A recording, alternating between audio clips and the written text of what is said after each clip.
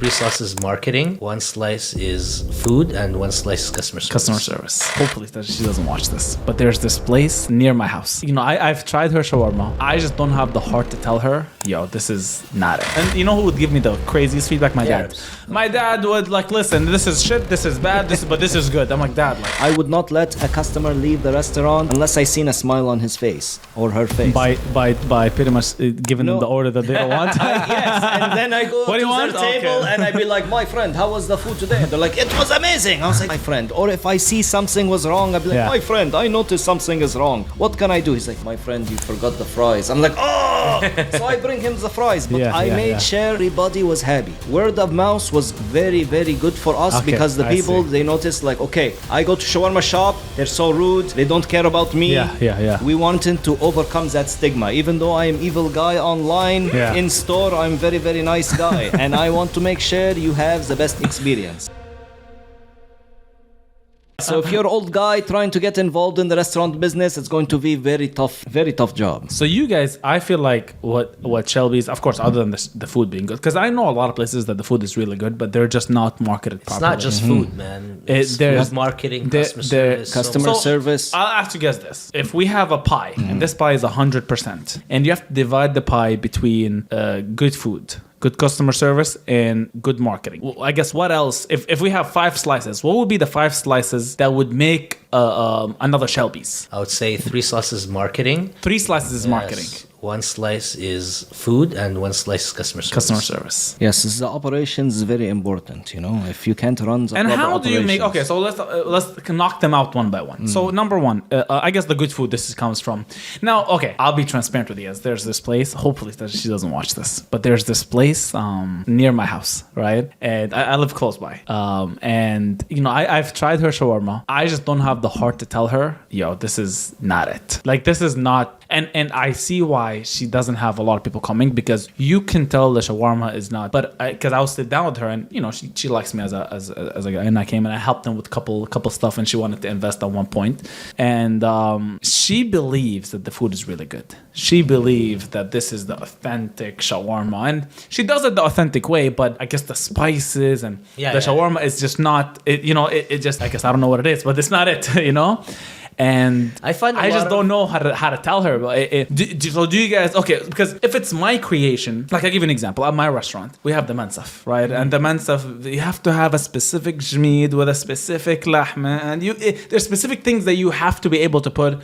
So I like it, but I'm since I'm in the sales industry, I would like to ask to see what do you think? What do you think? What do you think? And I'm like, listen, I'm not your friend. Just give me honest answer, honest 100%. He's like, okay, this 1, 2, 3, and you know who would give me the craziest feedback? My dad.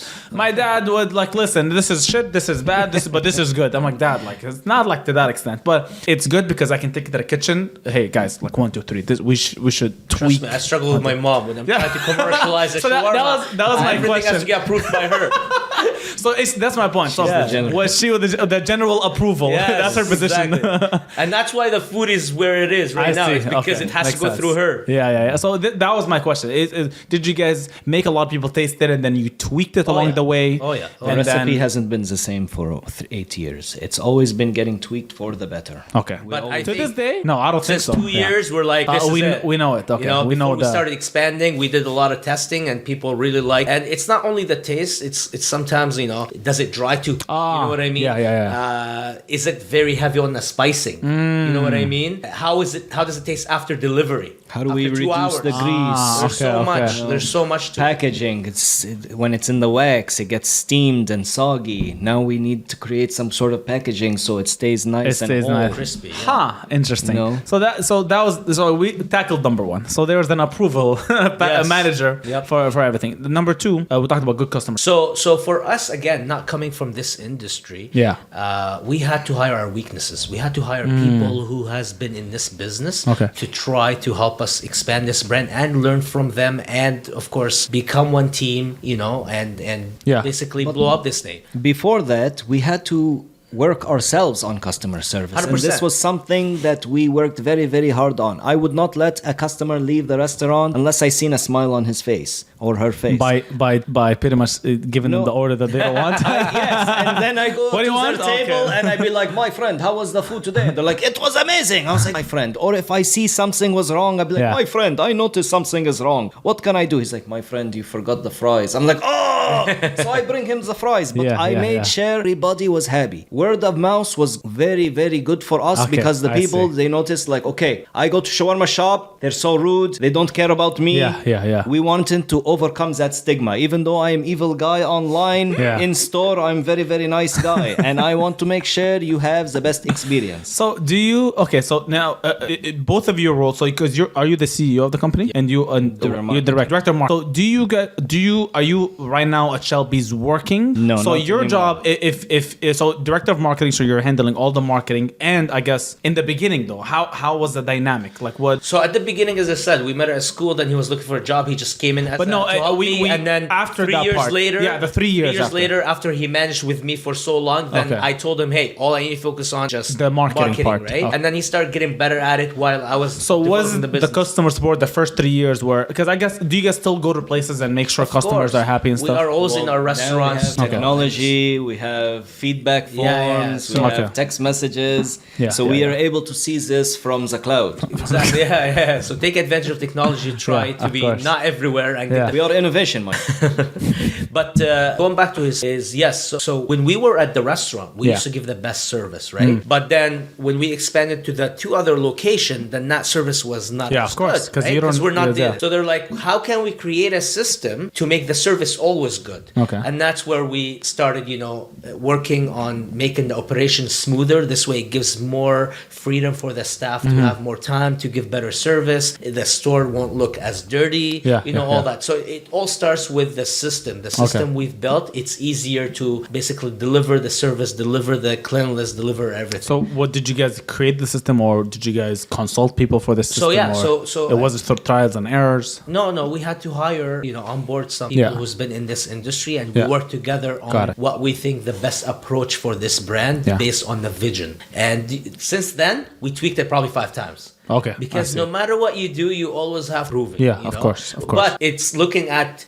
I'll give you a story, for example. So when I onboarded my director of operations, he comes from a dining industry. And I was like, listen, man, what I hate about Shelby's right now is the culture is, after we start expanding, the culture is not as good. Like, yelling and not as clean after we start expanding. Like, how can we make it better? So he started telling me about his past career, and then we took some of the basically the strong areas and we started implementing into Shelby's, and then the culture started to become better. The place become more. Now we can hire non-Arabs. At one point we're like, if a white guy will never work for Shelby's. Like, how can we make it where anybody can work here? I see. And that's where it started. And then from there, we're like, we want to make it like Subway. They come, they order, we talk to them, we smile. We give them the food, they pay, then we give them the food.